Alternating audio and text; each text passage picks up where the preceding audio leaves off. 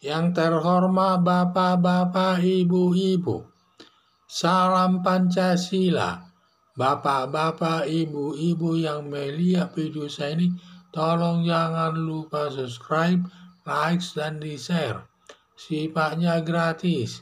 Pada hari Rabu tanggal 5 Oktober tahun 2022 ini, saya akan mengomentari akhirnya Anies Baswedan ditetapkan sebagai tersangka oleh KPK.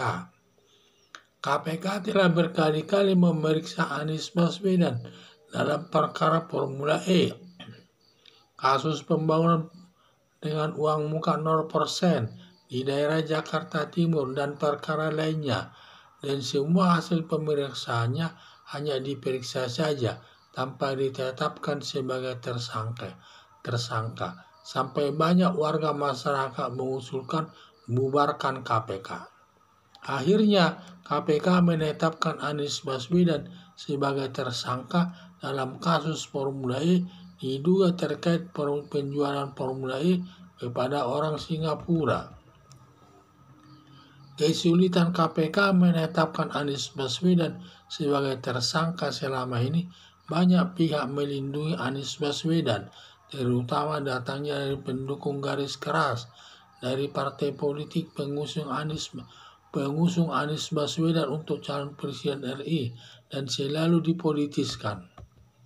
Sampai Alex Parwata, Wakil Ketua Umum KPK, menanggapinya. Penetapan Anies Baswedan sebagai tersangka sudah didukung minimal 2 alat bukti dan masuk wilayah penegakan hukum, bukan masalah politis, karena Anies Baswedan telah melakukan perbuatan korupsi yang merugikan keuangan negara, melanggar pasal 2 Undang-Undang Nomor 31 Tahun 1999 tentang pemberantasan tindak pidana korupsi, yang ancaman hukumannya hukuman mati, hukuman seumur hidup, dan hukuman badan maksimal 20 tahun. Dan masalah hukuman ini itu masalah ancamannya saja. Masalah hukuman yang sebenarnya nanti tergantung putusan hakim. Hakim juga menjatuhkan putusan tergantung dari, kalau banyak alasan pemberatnya, mungkin dia jatuhkan hukuman mati, seumur hidup. Tetapi kalau banyak alasan meringankannya, dia dihukum mungkin 20 tahun atau 15 tahun, dan demikian seterusnya. Dapat diterapkan hukuman mati dengan 4 syarat, dan salah satu syarat dipenuhi dapat dikenakan hukuman mati. Sekarang ini negara Indonesia dalam situasi COVID-19 masuk dalam bencana alam, maka dapat diterapkan hukuman mati.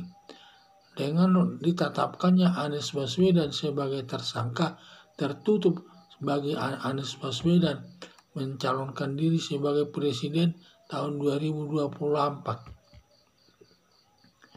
Harapan saya kalau Anies Baswedan sudah ditetapkan tersangka oleh Komisi Pemberantasan Korupsi atau KPK, agar dilakukan penangkapan dan penahanan dan diproses sesuai hukum yang berlaku hingga hakim menjatuhkan hukumannya sesuai perbuatannya.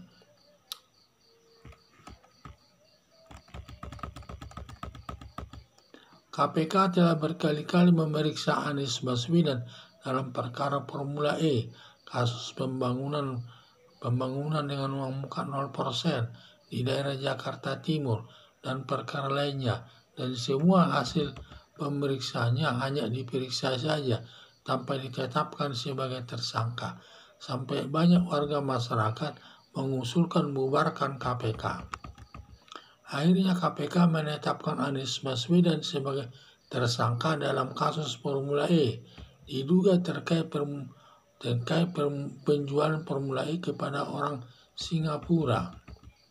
Kesulitan KPK menetapkan Anies Baswedan sebagai tersangka selama ini, banyak pihak melindungi Anies Baswedan, terutama datangnya dari pendukung garis keras dari partai politik pengusung Anies Baswedan untuk calon presiden RI, dan selalu dipolitiskan.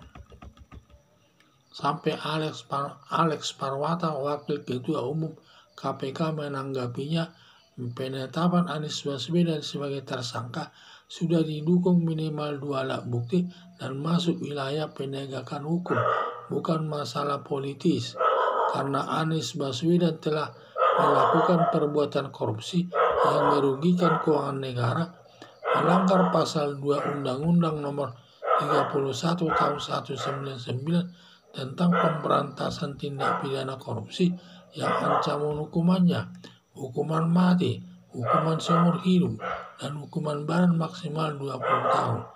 Dapat diterapkan hukuman mati dengan 4 syarat dan salah satu syarat dipenuhi, dapat dikenakan hukuman mati. Sekarang ini negara Indonesia dalam situasi COVID-19 masuk dalam bencana alam, maka dapat diterapkan hukuman mati.